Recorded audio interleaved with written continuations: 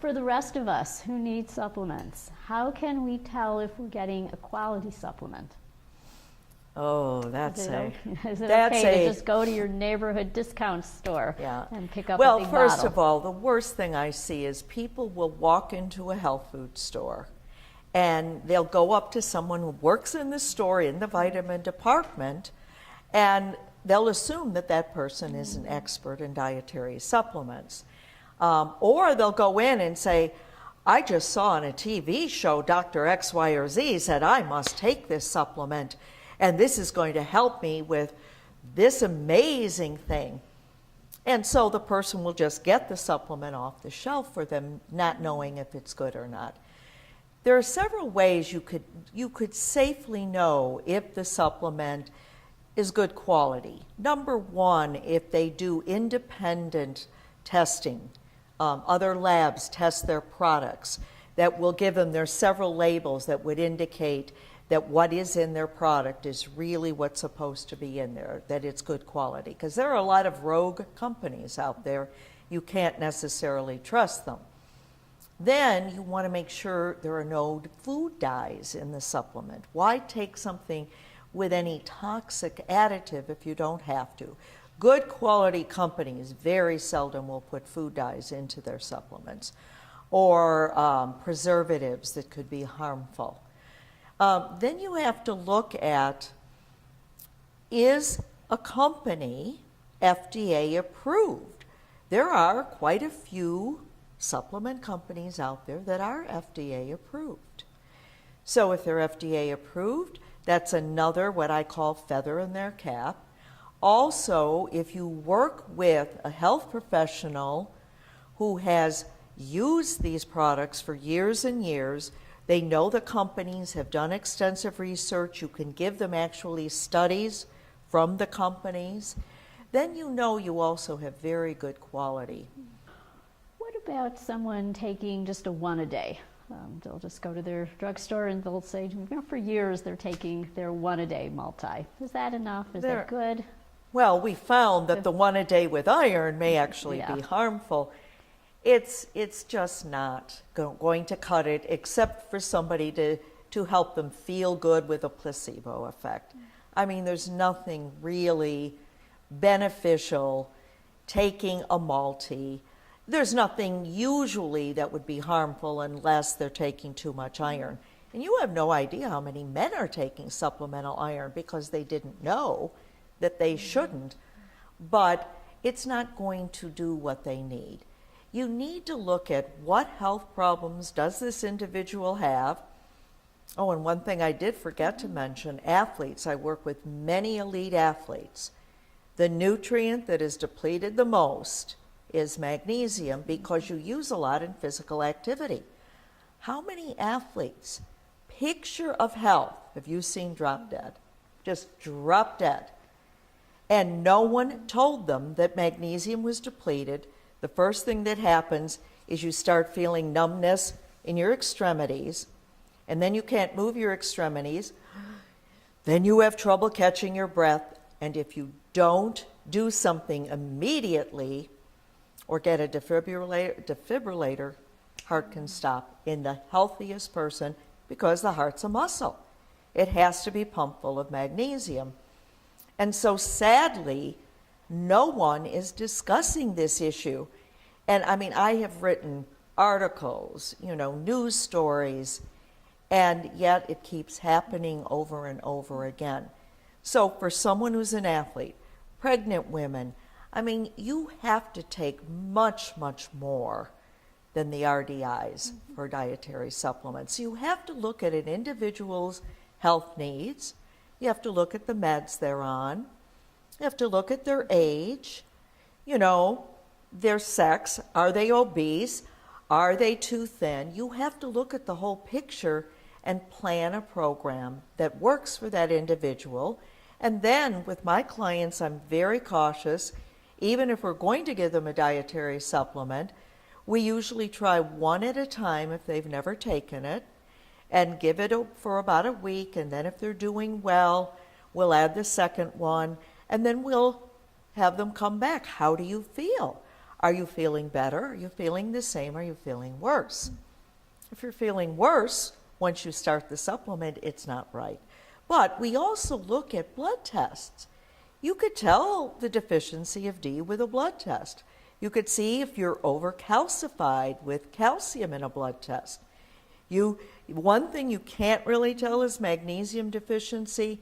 Blood isn't a good indicator of the cellular level, so you often have to do other testing for magnesium. But for a lot of dietary supplements, you could tell by looking at a standard blood test. And again, a lot of dietitians are trained in that and other health professionals, but most physicians are only trained to look at blood work for serious issues, that are medical issues, not nutritional imbalances. So if they were trained in that, that would be a big step forward. Have you also found that they just look at what's maybe at the lowest end of the range and tell someone, well, you're fine, where really we want them to be optimal? Optimum. Well, that's the other thing I say. Most hospitals and labs, they will use a few standard ranges, maybe for cholesterol, maybe for blood sugar, the glucose level. They'll do a fairly standard level, but then they take the population that comes in, they do a mean, and a standard deviation above and below the mean to get a range. So do you want to be like the other sick people coming into the lab, or do you want to be in an optimum range? So when clients come to see me, I always look at the optimum range. And it makes a huge difference. And then if we really want to see, has our protocol been helpful? Of course, we look at diet as a huge part of this as well. But has the protocol worked? They go in, get the repeat test done whenever it's necessary, and if the levels look good, our homework is paid off. So you can really tell a lot just by how an individual feels and repeat blood tests if they're warranted. Speaking of an optimal prescription, we talked about magnesium, we talked about vitamin D. Is there anything else that you'd say just about everybody who comes in to see you, you would recommend? Well, B vitamins for sure, because first of all, they're extremely safe. They're water soluble. So if you overdo it, your body will excrete the overflow. Usually vitamin C would be another one that's extremely safe. Water soluble, again, your body will excrete the excess. Now, you could get a little bit of an acid reaction from certain types of C, but B vitamins are usually quite safe. And because so many people are on reflux meds or have bone loss, B12 in particular is critical. So we make sure that they get a lot of that. Also, diabetics, if they have a problem with neuropathy, they need to be on B12. It can help somewhat with neuropathy. So the B vitamins are usually quite safe in very large doses, and so is the vitamin C. But again, you want to look at the synergistic balance. I have many, many clients who've come in, they've been on large doses of B6, and they feel too anxious and they feel hyped up, and they said, I thought B6 was the stress vitamin. It's supposed to calm me down, but if they don't have magnesium around the same time they take it, they don't absorb it well. And so they will feel that hyped up feeling instead of the calming feeling. So again, we go back to synergy. Also with vitamin E, that has been maligned so badly. And yet you walk into the drugstore, you get aspirin, the baby aspirin, oh, baby aspirin's safe. It's not. More people get a negative effect than they get a positive effect from a daily baby aspirin, including internal bleeding. But why do they take it? It's a good blood thinner that can prevent certain heart issues and stroke. Vitamin E does the same thing. Well, they did a study recently that said men who take vitamin E will get a higher amount of prostate cancers. But what they found was twofold. Number one, they took it in an alpha base, not the synergistic alpha gamma beta base, which is the way vitamin E naturally should get absorbed, and they did not take it without selenium. When you take it with selenium, the research has shown it is a powerful preventive for prostate cancer.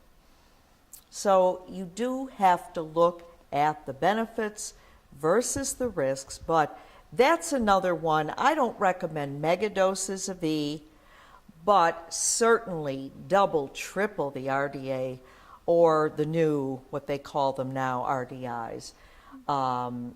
Definitely very, very safe, unless you're on a blood thinner. And if you're on a blood thinner, obviously you don't want to take another blood thinner. So there's just such a wide, wide band of safety with nutrients and a very small band of safety versus toxicity with medications.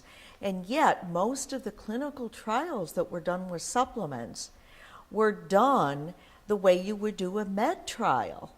And you can't do a medication trial the same way you would do a nutrient trial. And you have to look at cause and effect.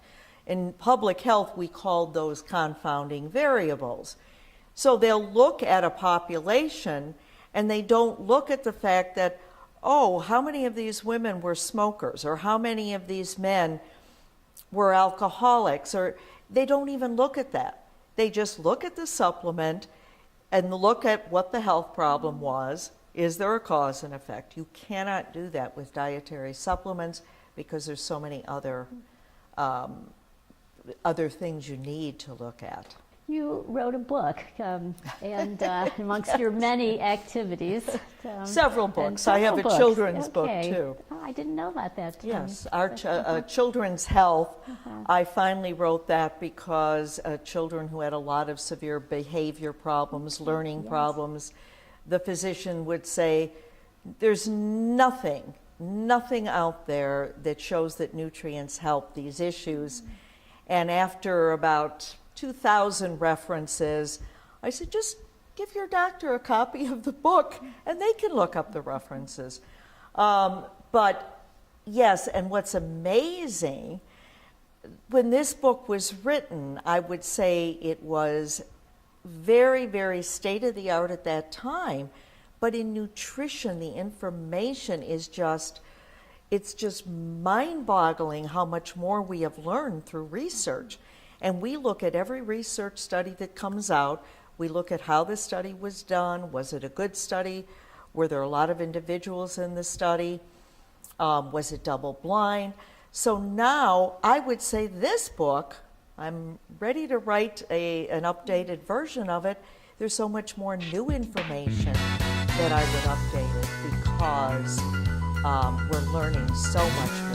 Sandi, I'll be eagerly awaiting that new book. Thank you. All I have to do is find the time, right? Well, it was wonderful. I'm so thrilled that you had me here today. You're a wealth of knowledge. We hope that everyone will stay as healthy as possible, taking their dietary supplements. Great. So don't forget to take your supplements. Exactly. Thank you, Bonnie.